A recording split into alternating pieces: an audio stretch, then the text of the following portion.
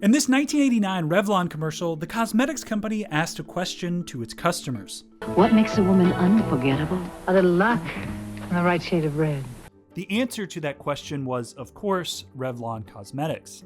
For much of the 20th century, Revlon products were a mainstay in the makeup aisle, once capturing a fifth of all department store cosmetic sales in the United States. But in the 21st century, Revlon has found itself battling declining market share and increasingly crowded shelf space. Now, with the company recently averting a bankruptcy filing, questions remain if the once unforgettable brand is on its way to being forgotten.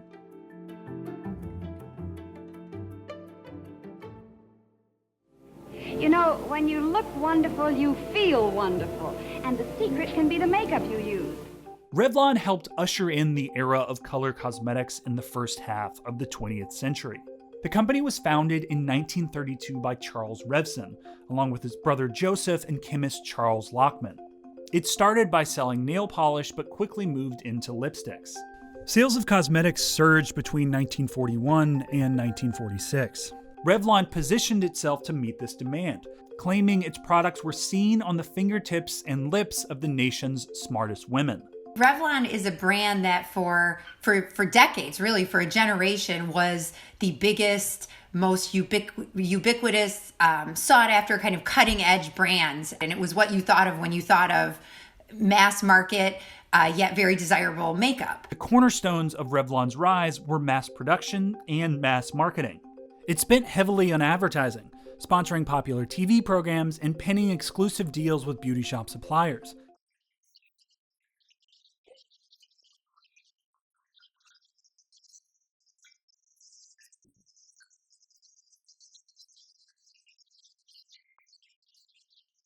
Charles Revson is said to have described Revlon's strategy like this: in the factory we make cosmetics, in the store we sell hope. Selling hope helped bolster the company's sales. And in the 1960s and 70s, Revlon branched out, expanding into pharmaceuticals and apparel. In 1975, Charles Revson died, and European businessman Michel Bergerac took the helm. A year later, Revlon's sales reached nearly $1 billion. Although it was still second in sales behind Avon products with its door-to-door distribution. The cosmetics conglomerate kept pace with changing trends as more women entered the workforce, marketing its products to on-the-go, career-driven women. Now the world belongs to Charlie by Revlon. But by the early 1980s, sales had flattened, and in a decade marked by hostile takeovers, one of the top corporate raiders had Revlon in his sights. Businessman Ron Perelman initiated a hostile takeover of Revlon in 1985. The takeover bid dominated headlines, detailing the struggle between Perelman and Bergerac for control of the company. He said to me very proudly that he hunted lions and tigers, so I was not a threat to him. Ultimately, Perelman prevailed, becoming chairman of Revlon's board and controlling shareholder. Perelman enlisted famed fashion photographer Richard Avedon to shoot the Unforgettable ad campaign, bringing top supermodels like Christy Turlington and Cindy Crawford to be the faces of Revlon. At first blush, Revlon appeared poised to end the century on a high note. However, its finances were telling a different story. Perelman had used junk bonds to finance the takeover. It was assumed he would sell Revlon's non-beauty businesses to pay down this debt. Instead, he turned his focus to a failed bid to take over Gillette. And this came at a time when competition was heating up. Procter & Gamble acquired several makeup brands, snatching up a third of the cosmetics market by 1990, compared to Revlon's share of just over 20%. At the same time, Revlon was stretched thin. It was carrying 9 upscale product lines with nearly 3,000 individual products. But women were wearing less and less makeup, as they moved away from the bright colors of the 80s to more muted, natural looks. The company launched its hit color-stayed non-transferable lipstick in 1995 and went public in 1996. However, much of Revlon's pre-tax profits were going to service its $1.3 billion of debt.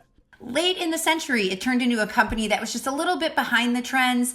Fashion started shifting away from these bright colors, and Revlon didn't adapt to that change. It caught on somewhat late to the shift toward skincare and skin health, and was still really selling kind of these color cosmetics that were changing. By 2003, Revlon had experienced 16 straight quarters of losses. And by 2007, its share of the cosmetics market had fallen to 11% in mass market retailers.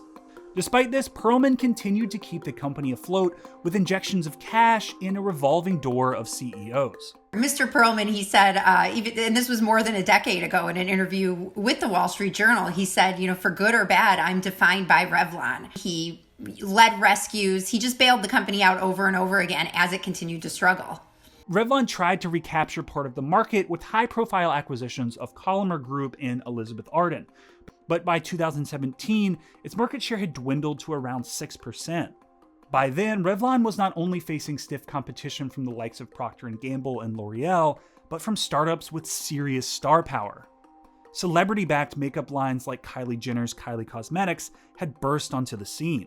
Company, whether it's Revlon, whether it's CoverGirl, these are companies that have massive advertising budgets, models, TV commercials, and with the rise of social media, we're seeing brands that are driven by, influencers, by, Kylie Jenner, who has, a cosmetics company that has $200 million in annual sales, even though, there's only less than a dozen people who work at her company, and she doesn't spend money on advertising because she just has so many Instagram followers. In 2018, Perelman provided Revlon with a financial lifeline and installed his daughter Deborah as CEO, the company's first female chief executive.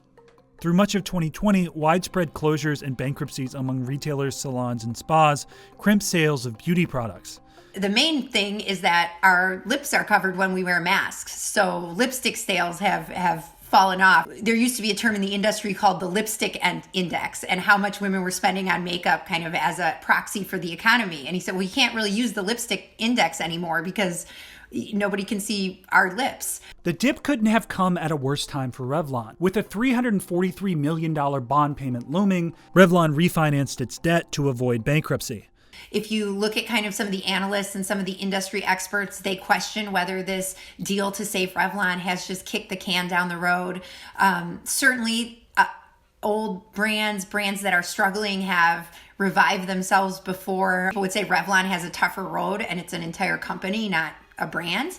But it's hard to say where they're going to end up. Where Revlon ends up will depend on how it adapts to the modern beauty landscape, and if it can inject a little color into an otherwise bleak outlook.